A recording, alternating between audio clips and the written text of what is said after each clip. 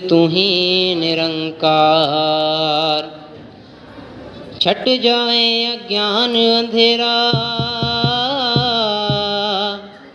तो फिर रोज दिवाली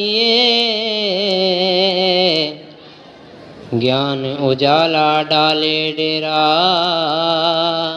तो फिर रोज दिवाली। मन अवध में राम जो आए, तो फिर रोज दिवाली। अहंकार का वध हो जाए, तो फिर रोज दिवाली। ज्योत से ज्योत जगाते जाएं, तो फिर रोज दिवाली। रोशन राह बनाते जाएं, तो फिर रोज दिवाली। प्रेम प्रीतम की फुलझड़ी हो, तो फिर रोज दिवाली। मिलवर्तन की जुड़ी कड़ी हो, तो फिर रोज दिवाली है। समदृष्टि की बांटे मिठाई, तो फिर रोज दिवाली है। जग हो एक परिवार की न्याई, तो फिर रोज दिवाली। झूठ पर मन की विजय हो, तो फिर रोज दिवाली है।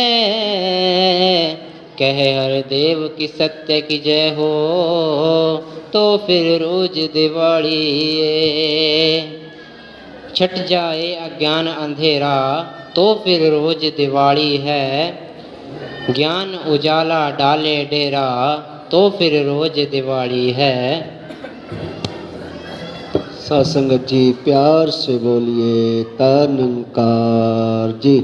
तो महात्मा यही जो शब्द में बता रहे थे, बाबा हरदेव सिंह जी महाराज ने संपूर्ण हरदेव वाणी में लिखा कि इंसान के अगर जीवन में अंधेरा है सत्संगत, इस ज्ञान का अंधेरा, तो फिर सत्संगत वो फिर जो रोशनी है ज्ञान की वो कैसे जगे। वो जो दिवाली है, जो आनंद है, वो इंसान के जीवन में कैसे आए। सत्संगत जब तक ब्रह्म ज्ञान नहीं होगा, तब तक सत्संगत वो जीवन जीने का आनंद भी नहीं प्राप्त होगा। जो समागम पर हमारे सत्संगत जो वो एक वो था, उद्देश्य था, वो आज में सुकून, कल में सुकून, सतगुरु के ज्ञान से पल में सुकून। सत्संगत कि पल पल में हमने वो अवस्था कायम रखनी है कि हर दिन है खुशियाँ, हर दिन त्यौहार संतों के आंगन में हैं। ये मौज बहार की हर एक दिन इंसान का खुशियों भरा होना चाहिए। जैसे ही उठते हैं, कल भी दास किसी बहन जी के पास बैठा था और जिक्र कर रहा था, गिले शिकवे बहन जी कर रही थी, तो दास उनसे कह रहा था, बहन जी हम इतने गिले शिकवे करते हैं, जो हमसे नीचे महात्मा थोड़े से होते हैं उनकी तरफ भी ध्यान डाल लिया करो। जैसे उनकी तरफ ध्यान जाएगा तो वो आनंद की अवस्था अपने आप वो हमारे जीवन में आती चली जाएगी। क्योंकि सच्चे पातशाह फिर वो मन बन जाता है कि जो कुछ भी दिया है, बहुत कुछ दिया है, तेरा शुक्रिया है, तेरा शुक्रिया है। दास पीछे भी जिक्र कर रहा था, सुकून उसमें नहीं साहिब जहाँ धन मिले, सुकून उसमें है साहिब जहाँ मन मिले। कि हमारा मन तो एक दूसरे के प्रति सत्संगत कड़वाहट भरी है, फिर वो सुकून कैसे आए। अगर धन हमारे पास है तो सत्संगत धन से वो बात, वो सुकून वाली अवस्था नहीं बन पाती। हम धन से तो सुविधाएं प्राप्त कर सकते हैं, लेकिन सुख प्राप्त नहीं कर सकते, जिंदगी में सुकून प्राप्त नहीं कर सकते। तो बाबा जी यहाँ यही फरमा रहे हैं कि छट जाए अगर ज्ञान अंधेरा, तो फिर रोज दिवाली है। कि इस जीवन से ये अंधेरा हट जाए, और ये अंधेरा तभी हट पाएगा जब हमने इस निरंकार दातार का, इस ब्रह्म ज्ञान का सत्संगत इस्तेमाल ज़िंदगी में करें। सत्संगत अब जहाँ बात आ जाती है गुरु को परखने की कि शायद ये ज्ञान सच्चा है झूठा है, तो एक महात्मा अपने विचारों में एक बात कह रहे कि एक शिष्य और एक गुरु कहीं बैठे थे और जो वो एक इंसान था, वो एक आदमी था, वो कहने लगा मैंने इसको तो गुरु बनाना है, लेकिन पहले देख तो लूँ ये कितना मुझे उत्तर देता है। अब सतगुरु तो अंतर्यामी होते हैं साथ संगत। वो इंसान की चालाकी समझ गया। इंसान कहने लगा कि गुरु जी मैं आपको गुरु तब मानूंगा कि जब तक आप मेरे एक छोटे से सवाल का उत्तर ना दें। वो कहने लगे कि मैं उत्तर तो नहीं दे सकता, लेकिन फिर भी कोशिश करता हूँ कि आप जो सवाल करें मैं उसका जवाब दे पाऊँ। तो साथ संगत अगले दिन वो गया। वो इंसान एक कमरे में एक जैसे दो फूल रख करके आ गया। एक कागज़ का फूल था और एक असली फूल था। वो कमरे में रख करके आ गया। गुरुजी को बुलाया। थोड़ा फासला था कमरे में और गुरुजी के बीच में। कहने लगे वो दो फूल पड़े हैं, थोड़ी दूरी पर हैं, एक कमरे में पड़े हैं, आप बताएं कि उन दोनों फूलों में से असली फूल कौन सा है। साथ संगत गुरु बच्चों की नादानी बख्श देते हैं। कहने लगा अच्छा कोई बात नहीं, ऐसा करो आप इस कमरे की खिड़की दरवाजे सभी खोल दें। उस व्यक्ति ने वही किया। सभी खिड़की दरवाजे खोल दिए गए। थोड़ी ही देर बाद साथ संगत मधुमक्खियाँ आई और असली फूल पर बैठ गई। वो कागज़ का फूल छोड़ दिया। साथ संगत गुरु जी ने कहा जिस पर मधुमक्खी बैठी है वो असली फूल है। साथ संगत छोटे छोटे उदाहरण दे करके गुरसिख महात्मा हमें समझाते हैं कि हमने जीवन में ऐसी सुंदर कला को अपनाना, इस ब्रह्म ज्ञान को ऐसे जीना है जैसे कि वो मधुमक्खी उस फूल पर आकर के बैठ गई और जो वो कागज़ का फूल था उसे छोड़ दिया। क्यों साथ संगत? क्योंकि उसकी सुगंध उसको अपनी ओर खींच लाई मधुमक्खी को। साथ संगत आज गुरु हमें वैसा बनाना चाह रहे हैं, लेकिन हम अपनी मनमति से साथ संगत अपने आप को पीछे हटाते जा रहे हैं। तो यही अरदास, यही प्रार्थना सतगुरु माता जी के चरणों में, सच्चे पातशाह जो आपने ये ज्ञान दिया, ये जो अनमोल दात दी है, इसको हम अपने पास रखें नहीं, इसको हम इस्तेमाल करें। इस्तेमाल कर करके हम इस जीवन में जिए। वो बात कि राम राम करदा सा मैं राम लाया मुर्शद ने, उठना बहना खाना पीना सब सिखलाया मुर्शद ने। साथ संगत वो बात तभी बनेगी जब हम इस ज्ञान को जी पाएंगे। जब तक साथ संगत ज्ञान को नहीं जी पाते तो फिर साथ संगत वो बात नहीं बनेगी।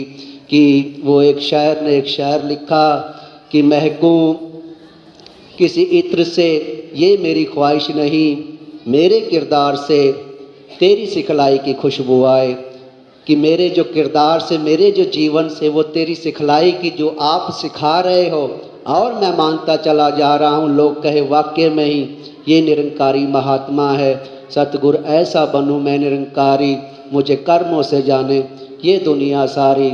साथ संगत अपना अपना कर्म हर एक महात्मा करता है, लेकिन साथ संगत कर्म वही होता है जो गुरमत के सांचे में ढल करके वो कर्म किया जाए। ज्ञान कर्म में ढल जाए तो जीवन का श्रृंगार बने। तो ऐसे ही साथ संगत आपने शब्द तो वो पढ़ लिया सभी ने कि कैसे दिवाली मनाई जाती है। इस मन अवध में राम बसे तो फिर रोज दिवाली है। कि अयोध्या में तो राम जी बसते थे, लेकिन हमारे मन में कब बसेंगे? जब मन में बस जाएंगे साथ संगत फिर रोज दिवाली है, फिर रोज ईद भी है, दिवाली भी है, होली भी है। कोई ये विशेष दिन तो होते हैं साथ संगत जीने के लिए, लेकिन जो संत महात्मा होते हैं गुरु की याद में रहते हैं, वो हर एक दिन को विशेष बना लेते हैं। तो दातार कृपा करे, सच्चे पातशाह आप कृपा करना। जहाँ ये संत महात्मा आपकी खुशबू से महक रहे हैं, यही खुशियाँ, यही खुशहालियाँ सच्चे पातशाह इन महात्माओं के घरों में भी आप देना। और जितने भी त्यौहार महात्माओं की ज़िंदगी में आए आगे के लिए, और साथ संग जितने भी ज़िंदगी के पल हैं महात्माओं के, दातार कृपा करना इन महात्माओं के खुशी खुशी से वो त्यौहार भी आए और सत्संग में भी हम अपना योगदान भरपूर दे पाएँ। आप सत्संग माँ हो। सतगुरु बाबा हरदेव सिंह जी महाराज ने सत्संग को सबसे ऊपर दर्जा दिया, जहाँ सेवा दल को सज्जी बाजू और सत्संग को सात्संगत सिर का ताज माना, सात्संगत सबसे ऊपर। तो अगर आप सात्संगत यहाँ बैठ करके सतगुरु का ही सात्संगत वो मान और सम्मान बढ़ाते हो, तो यही दातार के चरणों में अरदास, सतगुरु माता दीक्षा जी महाराज जी के चरणों में अरदास कि सच्चे पातशाह ये आपके संत महात्मा हैं, इनकी मनों की अवस्था ऐसी कर दो, ऐसी भावना बना दो कि ये भाग भाग कर आपकी सेवा सिमरन सत्संग में यहाँ आए और यहाँ आकर के जो यहाँ हमें और सभी को सिखलाई आप दे रहे हो, वो सिखलाई हम जीवन में अपने उतार करके और ज़िंदगी का आनंद और सुकून वो सात्संगत लेते चले जाएं। जो आज सतगुरु माता दीक्षा जी महाराज वो सुकून की बात कर रहे हैं। सुकून का सात्संगत अर्थ यही है कि इच्छाओं पर काबू पा लेना। अगर सात्संगत इंसान की मनोवृत्ति ऐसी है कि एक इच्छा पूरी हुई, दूसरी जाग गई, दूसरी इच्छा पूरी हुई, तीसरी इच्छा जाग गई, फिर वो सुकून सात्संगत ख़त्म हो जाता है। वो सुकून फिर इंसान ढूंढने निकल पड़ता है। लेकिन जहाँ इंसान की सात्संगत इच्छा काबू में आ जाती है तो सात्संगत कबीरदास जी लिखते हैं, चाह गई चिंता मटी मनवा बेपरवाह, जिसको कुछ नहीं चाहिए से ही शहनशाह। जिसको कुछ नहीं चाहिए होता सात्संगत वो शहनशाह बन जाते हैं। उनका जो सुकून की अवस्था है वो अंतर मन में जो एक जैसे हिरन की नाभि में ही वो छुपी होती है खुशबू और इधर उधर भागता है। इंसान के अंदर ही सात्संगत ये सुकून ये शांति भरी पड़ी है, लेकिन इंसान बाहर खोजने चला जाता है। तो आज सतगुरु माता दीक्षा जी महाराज इस ब्रह्म ज्ञान के द्वारा कह रहे हैं कि इसको जिए और अपने अंदर ही उस सुकून को, उस शांति को, उस सब्र को, उस प्यार को, उस सत्कार को ढूंढो जो आपके अंदर छुपा बैठा है।